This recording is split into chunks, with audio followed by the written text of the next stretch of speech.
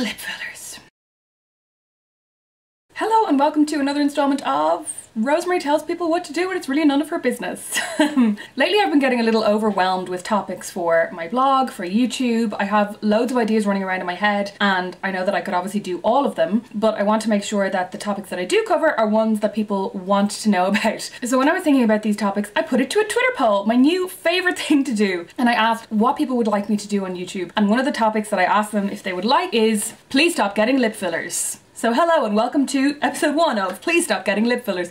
There's only going to be one episode. Lip fillers, I feel, are like the buffalo shoes of 2016, 2017. Do you remember well, probably a lot of you don't because you're too young, but in the 1990s, 1995, 1996, when the Spice Girls were getting really big, buffalo boots were massive. The really hideous boots that have the massive sole, you could not walk in them, you could not go anywhere in them, but everybody had them. Lip fillers seem to be 2016, 2017's version of those buffalo boots. You cannot even look on Instagram or turn a street corner now without seeing tons of women who have had substances injected into their lips to make them look bigger. Now, let's just get one thing out of the way. I am all for women making the choices they want to make for their bodies. And I've talked about this before, that if you feel like you want to lose 6 stone because you think you're going to be so much happier and so much more confident, that's fine, but you need to be aware of the fact that you weren't born wanting to be thin. You weren't born wanting to have big lips. You were born in a world that shows you that being thin or having big lips or having big tits is better than being fat and having thin lips and having no tits. So I think it's just really, really important for us to look a little bit outside of ourselves and recognize the culture in which we are so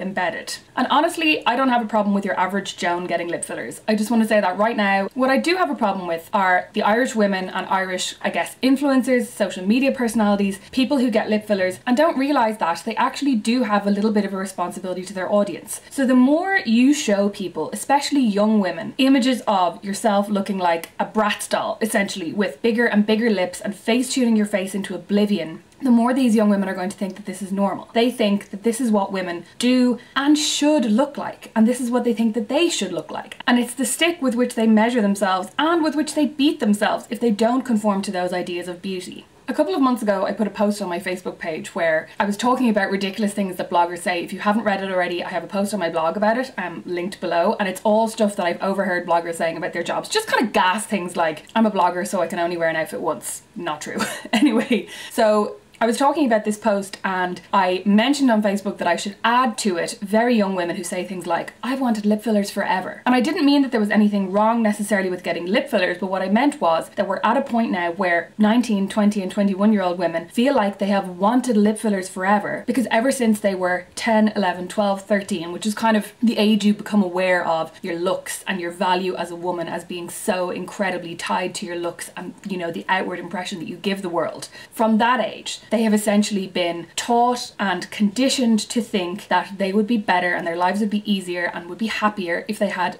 bigger, fuller, thicker, more voluptuous lips. Like, how mad is that? And the thing is, I'm not coming at this from a completely anti-surgery standpoint. I cannot put my hand on my heart and say that I would never, for example, get Botox, or that I would never get lip fillers even. Because the odd time I do kind of look at myself in the mirror and I go, oh my god, I could be so much better looking if I had lip fillers, or if I got like these little bits of fat in my cheek taken out, or, you know, if I got my chin shaved. And then I kind of stop and I think, well, what's the baseline that I'm measuring myself against? Because the times that I feel that the most strongly are the times that I've spent hours either looking at the Kardashians or looking at Instagram or reading women's magazines where we're bombarded with images of these incredibly perfect women. But if you actually place all of these women side by side, they all look really, really similar. We're talking like white, very slim, big bums, big boobs, big lips. Look at someone like Kylie Jenner and what she looked like 6 years ago versus what she looks like now. If you're to measure her against society's standards, then yes, maybe she looks better now in that she looks closer to our idea of beauty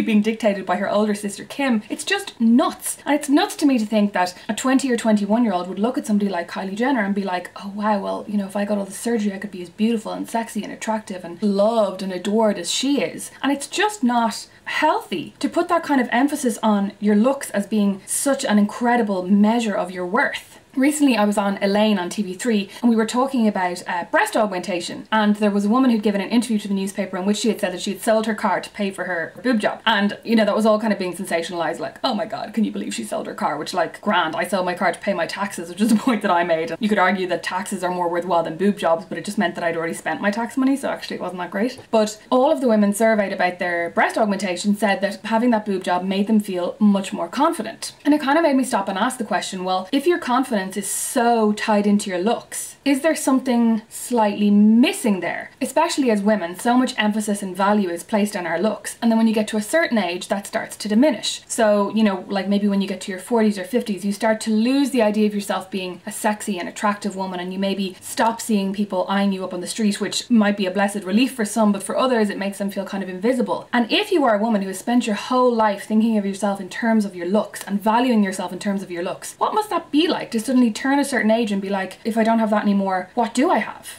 And obviously, look, this isn't about lip fillers, it's not about boob jobs, it's not about Botox or hairdos or even what you wear. It's just about the fact that I think Instagram and social media has made us more obsessed with visuals and more obsessed with aesthetics than ever before, to a really, really unhealthy extent, that we now say value women who look a certain way over women who have achieved things. And there's this kind of dangerous rhetoric as well where we value women who have achieved things if they look a certain way. So we'll say things like, oh my god, can you believe she's had 3 kids and look, she looks incredible. Or like, she doesn't look a day over 25. And like, there's nothing wrong with looking 40, and there's also nothing wrong with having a body that looks like it's had 3 children. That is nature, and it's normal, and it's all a part of life. And no one person is more beautiful than another person because they have bigger lips or bigger boobs or are more symmetrical. Like, it's really insane. And I mean, I know this has been said so many times before, but if you look back at ideas of beauty through history, it's actually changed so much, even in terms of what skin colour was preferable or what body shape. If you look at the supermodels of the 1990s, they were all much more athletic, probably a lot broader than the supermodels that we see today, who are all incredibly slim. And now we've also got to a worrying point where people like Lily Rose Depp and Jude Law's daughter, Iris Law, are being held up as the new it girls. And these girls are children, like they're barely teenagers. And I just feel like there's so much pressure put on women to stay young and to look beautiful and to conform to ideals of beauty. And so on the one hand, if you feel like your life will be drastically improved by surgery, then of course I wouldn't deny that to anybody, and I wouldn't ban it, and I wouldn't insist that people don't touch their bodies. But what I would like to see is for women to recognize the conditions that have made them think like this. So recognize the culture that we're living in, recognize the pressures. There is no such thing as saying, I just want lip fillers for me. It's just something that I want. No, like I said, you weren't born wanting lip fillers. You weren't born thinking that bigger lips are better or bigger tits are better. You were conditioned by the culture that now surrounds, it's inescapable. And if you want to make that change in your life, absolutely make it. But just make sure that you realize that there's so much more to you as a woman than what you look like, and that you have a brain and you have thoughts and you have opinions and you have all of these other things that you shouldn't be afraid to value and to amplify and to really put center stage way before photographs of your duck pout, because your looks are definitely going to fade. And as a woman, no matter how beautiful you are to begin with, that's going to be a difficult transition as you get older and you realize that you're not being looked at in the same way, you're not being sexualized in the same way. But just recognize that placing all of your self-worth and all of your sense of value into your looks, it's just such a trap. We're trapping ourselves to always feel less than, to always be less than, and to be striving for more, when actually the idea of perfection is absolutely unattainable. And not to turn this into another completely feminist video, but ask yourselves as well, why do men not want lip fillers?